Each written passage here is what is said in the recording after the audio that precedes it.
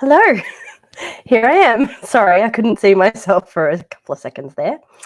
Um, I am excited to have you here tonight. I put a little countdown timer on as part of my mum's feedback, which is very important. She gave me great feedback. She said, make sure you drink out of a glass, not a bottle, and put a timer on. So I'm taking all of those things into account. So, thanks for joining me this evening. Tonight, we're going to answer some questions about being an authentic person. So, if you don't already know me, I'm Caroline from Ninth Koi Coaching, and I help people who are in between stories in their lives discover their authentic selves and move to the next chapter with confidence and strength in knowing their personal worth. So, in this coaching session, I have a series of questions about what being an authentic person means. And I'm going to also give my top tips to become a more authentic person.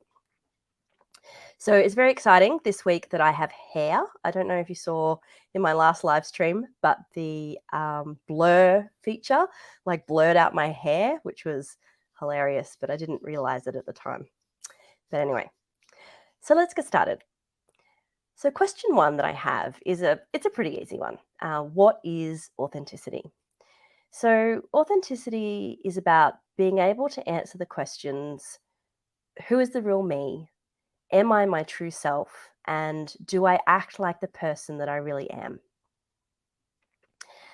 Quite often, I find that the people who are most seeking these answers are either teenagers or people who are in between life stories. So, when there's been a big, maybe uplift in their life in terms of career, family, relationships.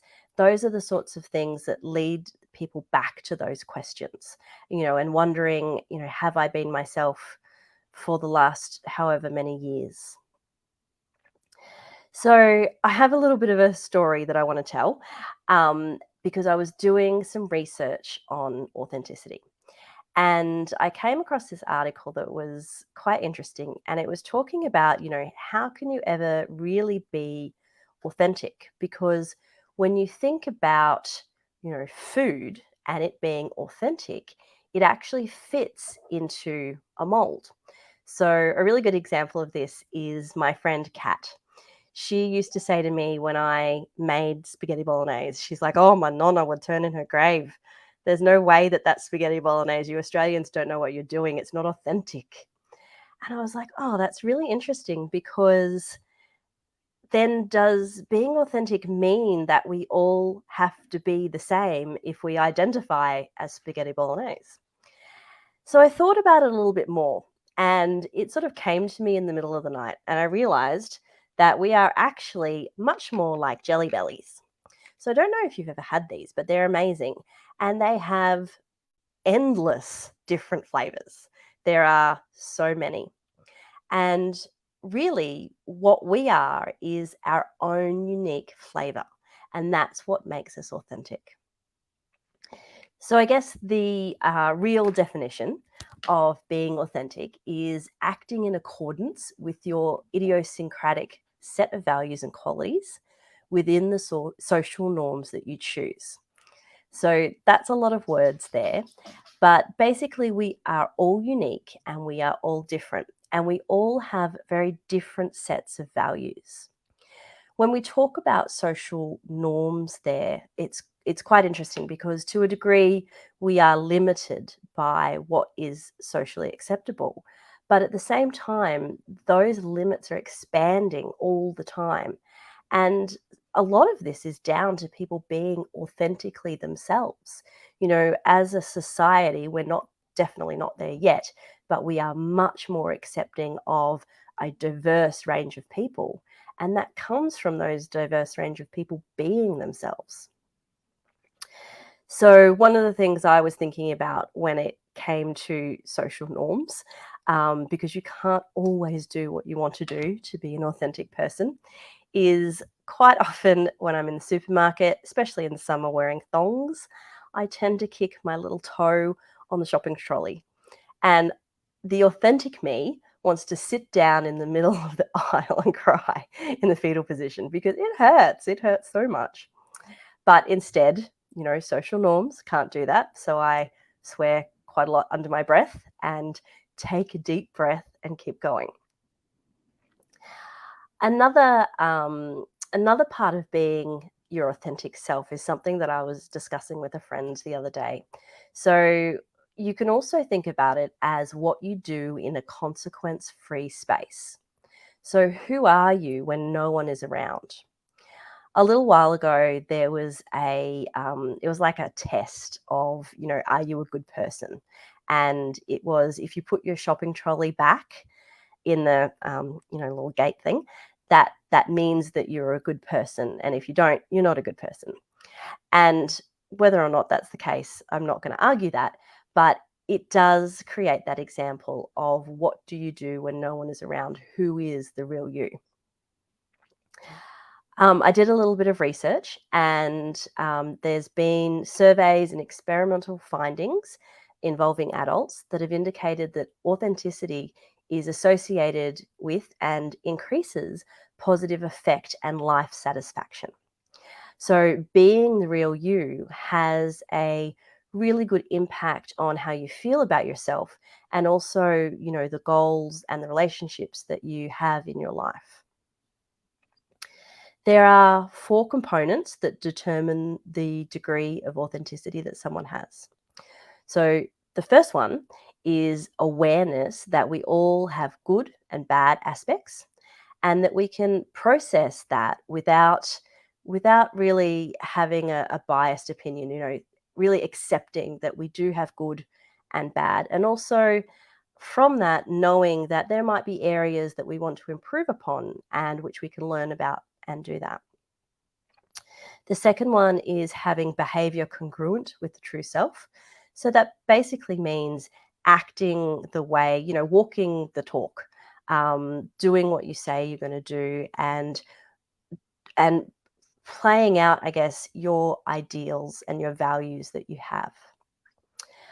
The next one is relational orientation, which is how we relate to others. So that's about, how honest we are, how much we tell about ourselves that allows people to see who we really are. So if you have got any questions while I'm going through, don't hesitate to pop them in. It does take about I think it takes about 30 seconds for them to come up, so there's a little bit of a delay, but I will see them as they come up. All right, so excuse me. My second question that I have is about how do I become an authentic person? So, again, there's lots of different aspects to this, but the research says that when individuals feel that their psychological needs are met, they will be more likely to accept and freely express their internal states, which are their values, emotions, and desires. So, there are three ingredients to feeling like a more authentic person. The first one is more autonomy. So, the more we feel we have control over our lives and we have control over our decisions, the more authentic we feel. Secondly, is more relatedness. So, the more we're able to relate to people on a true level and connect with them, makes us feel more authentic. And the third one is more competence. And this is about being able to master different things. And this is why getting out of your comfort zone and trying new things is really important because you can have, a range of things that you're good at, but unless you try something new for the first time, you're never going to be able to get the practice to do it. It's really something that I feel really strongly about is that courage and vulnerability are intrinsically linked to authenticity because they both require a degree of emotional exposure. So they require us to put ourselves out there for an emotional risk.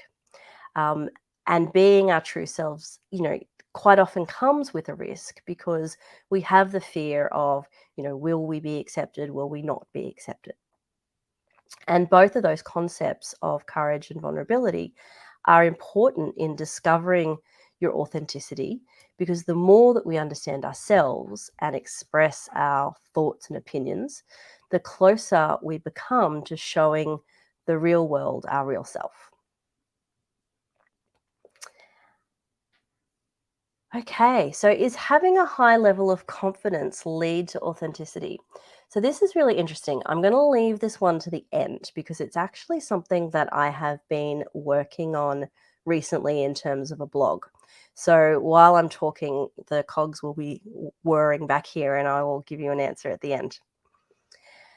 So, question 3 is, what are some of the personality traits of an authentic person? So there are quite a few, and I think the biggest thing to keep in mind is that being an authentic person is not something that, you climb a ladder and then you get there. It's kind of like a constant climb.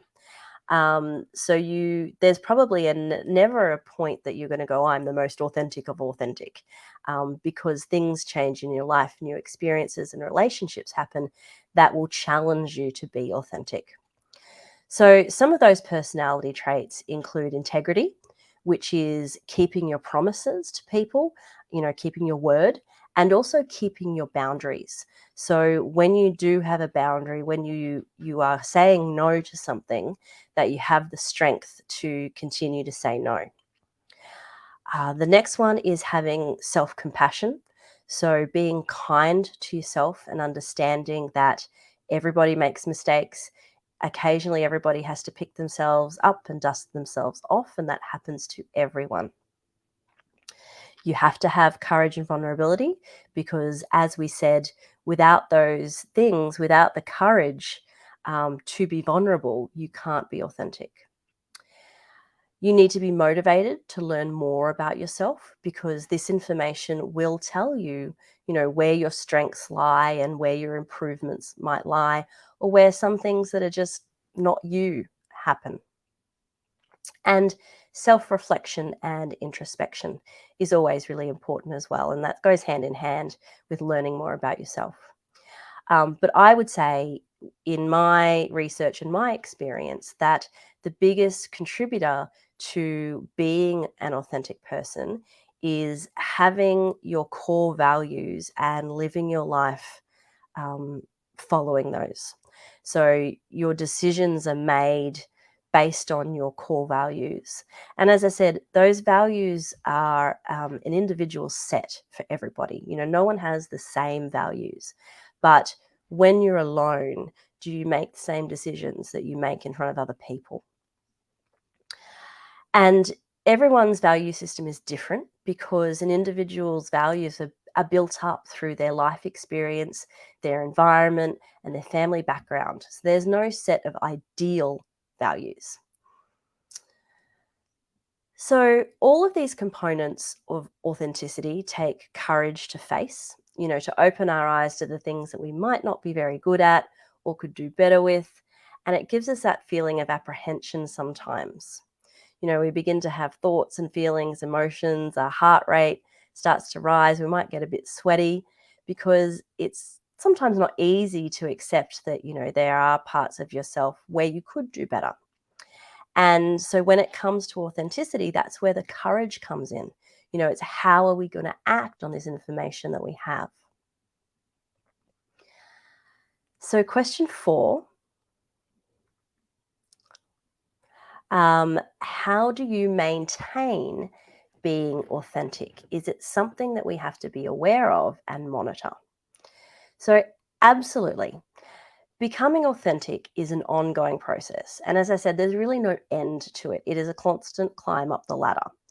It's important to check back in with yourself regularly to see whether your behavior and decisions have been in line with your values and reflect on, if they haven't, why haven't they been? Is it that you need to maybe change your behavior or your responses next time that experience comes up? Or maybe do you not value what you thought you did that much? And that's where the introspection comes in. So, as I said, I've got a few questions here from the audience, and then there's some really good ones. So, question number 5 is, what happens when our authentic self clashes with other people's authentic self? And I think this is a really great question because in being unique and being an individual, there will be times that there are clashes with other people because our values are different and those values will clash. But what I would say is understanding the underlying need might be better served in terms of resolving the clash. Um, and keeping in mind as well that not all clashes need to be resolved. You can agree to disagree, and that's okay. Um, and as long as those clashes don't undermine the law, like discrimination or something like that, it is okay to then put a boundary and say, well, that's something that I really don't want to talk about. So, for example, I have a friend who was working in a workplace where his workmates would make a lot of, sexist and homophobic remarks, and he, really, really didn't like it, and sort of felt for a little while, can I say something? Am I going to upset the boat? Am I going to end up, being bullied or whatever? But he was like, no, you know what? To be an authentic person, I actually need to stand up and say, guys, this is not cool. And he said that once he did that, he felt so much better. It was like a weight came off his shoulders. So, what I would say there is when you do have a clash, which will happen because people do have different values, that's when the boundaries can come in to guide your behavior and your responses. So you might say, look, this is a topic that I don't want to talk about. And that can be something that you put into place. Question 7 is, I've been practicing being more authentic and seem to be losing people. Is this common? So I'm not going to sugarcoat it, but yeah, absolutely.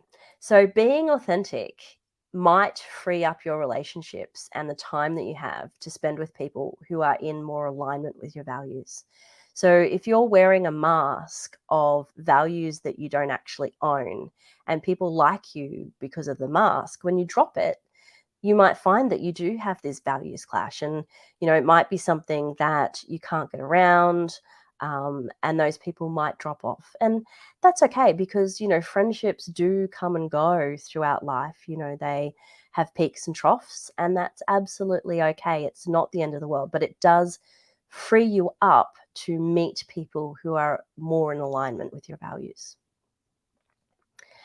And again, my biggest fear is that being authentic will result in me being seen as having less or no value.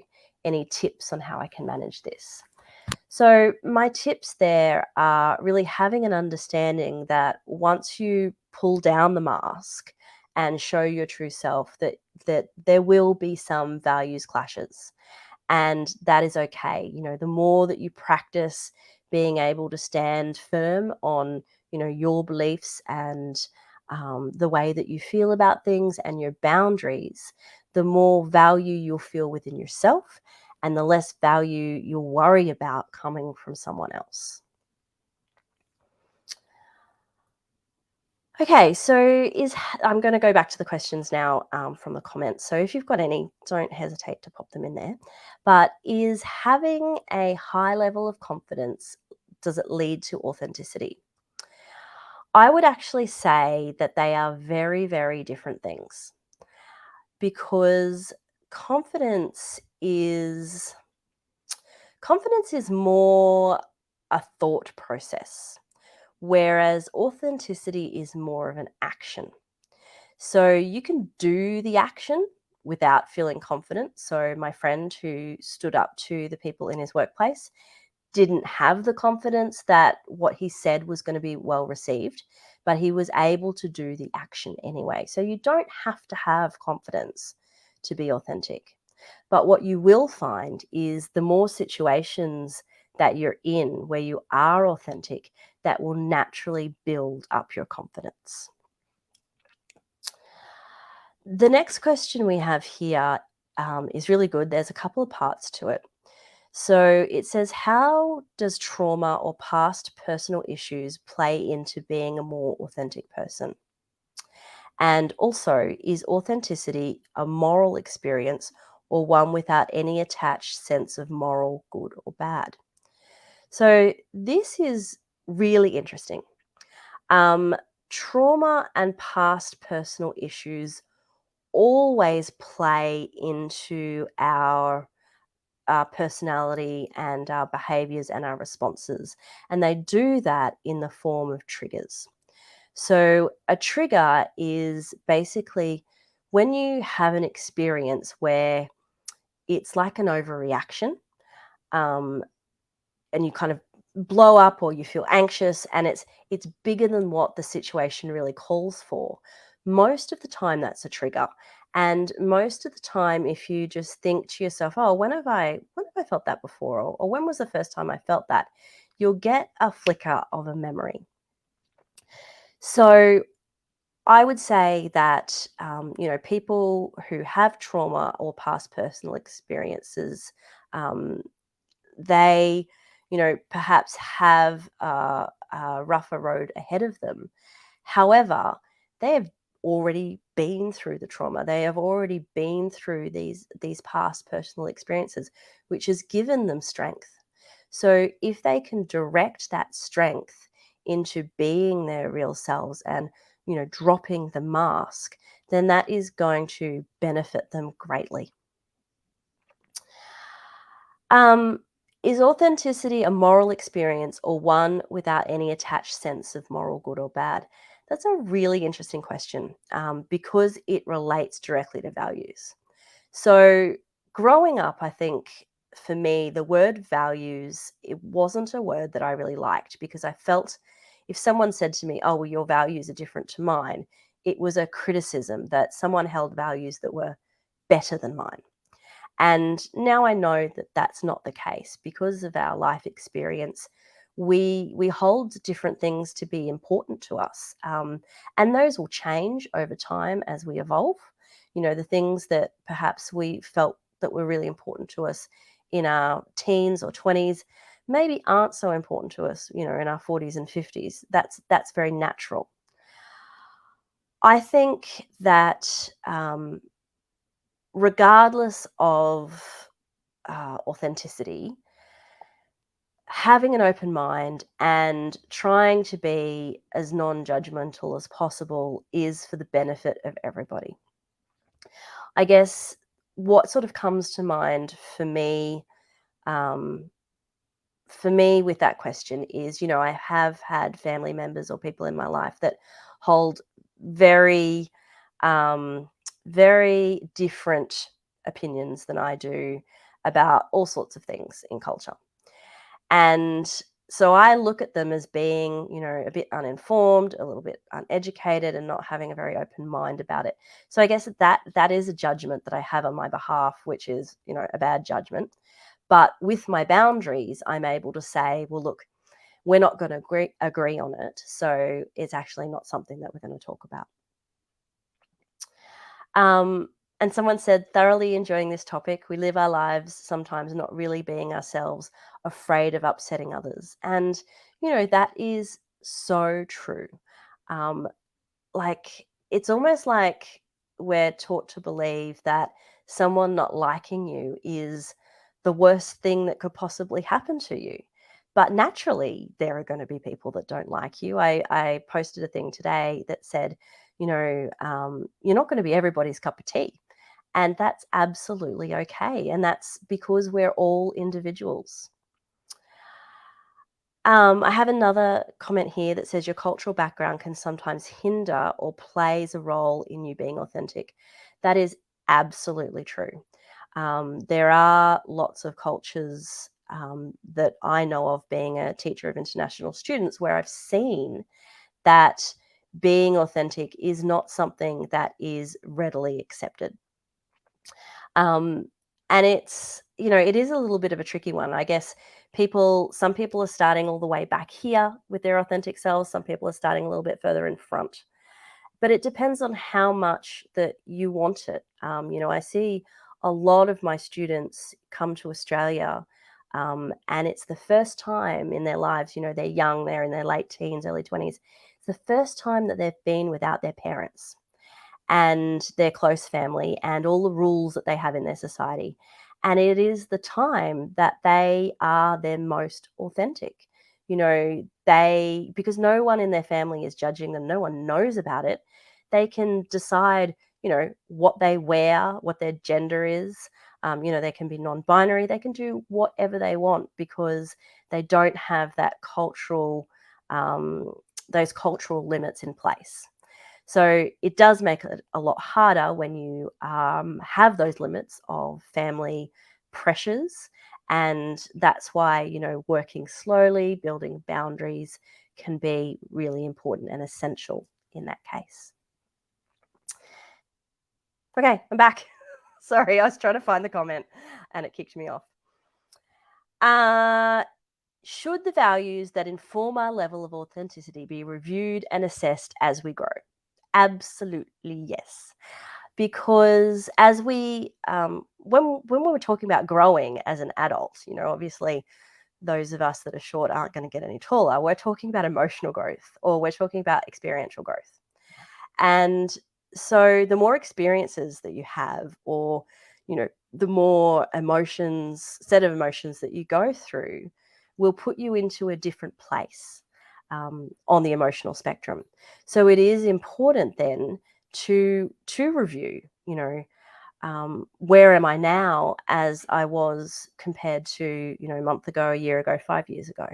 I often look at myself with my own emotional growth over the last 5 or 6 years, and I can see that there has been a tremendous amount of growth there. It's really been accelerated by some of the experiences that I had in my life. Had I not been divorced, and had I not met the people that I've met since then, perhaps I wouldn't have had that growth because I wouldn't have had those experiences. So, thank you so much for being with me tonight. Um, I wanted to let you know about taking this topic to the next level. So, starting on June 1st, I have a challenge in the Authentic Self group called the Big Five Challenge. So, it's looking at topics within authenticity, courage, and vulnerability. So, instead of doing it in 5 consecutive days, we're going to spread it out over a 5 week period. So there'll be one topic per week. So that gives people a chance to practice it as many times as they want to, or it might be something that takes a little bit of planning and they can do it during that week. So the tasks are pretty simple, but they're effective and they're designed to move you slightly out of your comfort zone and make positive changes in those areas of courage, vulnerability, and authenticity. So I'll drop the link in after we're finished, and I hope to see you there. I've got some references for the research that I talked about, which I'll put in the notes when I'm finished. And thank you so much for being here with me tonight. I really look forward to seeing you next time. Bye for now.